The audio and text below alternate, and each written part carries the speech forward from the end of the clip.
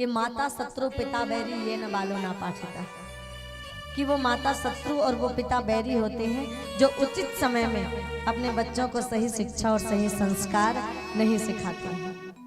इसलिए हमेशा माता और पिता को एक आंख सुधार की और एक आंख दुलार की रखनी चाहिए। अपने बच्चे पर सदैव उनकी दृष्टि एक दुलार की हो और एक सुधार की हो।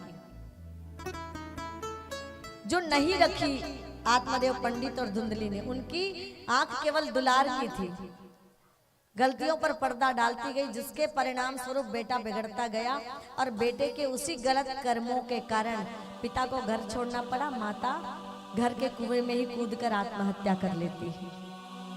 गोकर्ण जी महाराज भी तीर्थों के भ्रमण के लिए चले गए। एक दिन उन्हीं गणिकाओं ने, जिन गणिकाओं को वो घर लेकर आया था, और वो गणिका भी किस लिए आई थी कि अव्वल दर्जे का डाकू हो गया था धुंधकारी, और लोगों को लूट करके बहुत सारा धन एकत्रित कर लिया था। उसी धन के लालच में ये गणिकाएं आई थी, और बहुत सारा धन देखकर लालच से मन भर गया। बोले लोभ को पाप का बाप कहा गया है। और एक दिन धुंधकारी नशे की हालत में जब आया, उन्हीं गणिकाओं ने धुंधकारी को उसी के घर में जला के दफना के उसके धन को लेकर चली गई। अब धुंधकारी का शरीर छूट गया। जो लोग ऐसा मानते हैं कि मरने के बाद मुक्ति, वो इस कथा को ध्यान से सुनिएगा। धुंधकारी मर चुका है, धुंधकारी के शरीर को जला दिया गया है, शरीर नष्ट हो गया है, शरीर राख बन गया है, पर आत्मा प्रेत बनकर भटक रही है। तो मरने के बाद मुक्ति का कोई उपाय नहीं है। मुक्ति जीते जी होती है। मोक्षस्य नाही वास्तुवस्ति ना ग्रामांतर में बाबा हृदय अज्ञान ग्रंथिर नासो मोक्ष इति स्मृता। शिव गीता में भगवान शिव जी ने कहा, मोक्ष न किसी स्थान में मिलता है, न मंदिर जाने से, न तीर्थों पे जाने से मोक्ष मिलता है।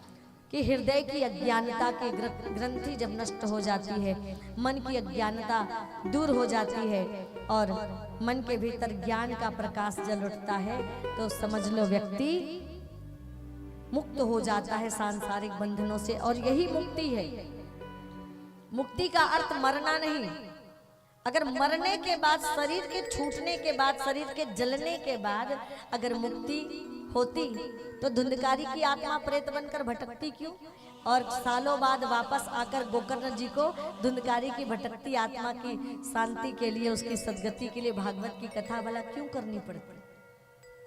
कि आत्मा भटकती रही वर्षों तक, और वर्षों बाद गोकर्ण जी तीर्थ से लौटे और अपने खंडहर हो चुके घर में ही आसन लगाकर जब बैठे, दिव्य दृष्टि को प्राप्त कर चुके थे गोकर्ण जी महाराज। और उन्हीं दिव्य दृष्टि के कारण गोकर्ण जी महाराज को धुंधकारी की चीख पुकार करती हुई, रोती हुई, कंद्रण करती हुई आवाज सुनाई दी। और तब गोकर्ण जी ने पूछा है कि तुम कौन हो, क्यों रोते हो, कहाँ हो, मेरे सामने आओ। बोले आत्मा कैसे दिख सकती है?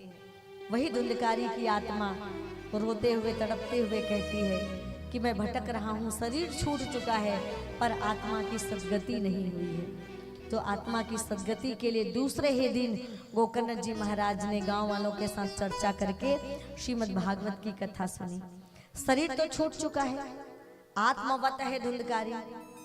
अच्छा, कथा जहां पर हो रही थी उस दरबार में जैसे धुंधकारी की आत्मा आई, धुंधकारी की आत्मा का आवाहन किया गोकर्ण ने, और जैसे धुंधकारी की आत्मा आई तो आत्मा हवा की गति के साथ, हवा के झोंकों के साथ इधर उधर उड़ जाती। और इधर उधर उड़ते हुए कैसे भला? कथा सुने। कथा के लिए स्थिरता, एक जगह बैठकर ही कथा को श्रवण किया जा सकता है। तो क्या किया? ये जो बांस बांधते हैं ना, बांस, पहले ऐसे लोहे के खंभे नहीं होते थे। मंडप किसका होता था? मंडप वृक्षों के लताओं पताओं का होता था। बांस के खंभे लगाए जाते थे। बोले बांस के बीच में छेद होता है। धुंधकारी ने देखा कहीं और तो जगह नहीं है, तो बांस के बीच पे छेद पे वो बैठ गए, और बैठ गया वो, और बैठकर वहीं पर स्थिरता पूर्वक एक मन की एकाग्रता से और मुक्ति पाने के भाव से, संसार के बंधनों को त्यागने के भाव से उन्होंने कथा सुनी उसी बांस की छेद पर बैठकर। और तब जाकर 7वें दिन में भगवान के पार्षद विमान लेकर आए। गोकर्ण जी का एक प्रश्न था, कथा इतने सारे लोगों ने सुनी, फिर धुंधकारी के लिए क्यों विमान भेजा है भगवान ने? बोले कथा सुनी, अगर 1 लाख लोग पंडाल में बैठे हैं तो 1 लाख लोगों की अलग अलग सोच है, अलग अलग विचारनाएं हैं, अलग अलग कामनाएं हैं और अलग अलग इच्छाएं हैं। जाकी रही भावना जैसी, जो जिस भाव से कथा पंडाल में दरबार में बैठेगा और जिस भाव से भगवान को भजेगा, भगवान उसी भाव से भावित होते हुए वो उसी को प्राप्त हो जाएगा।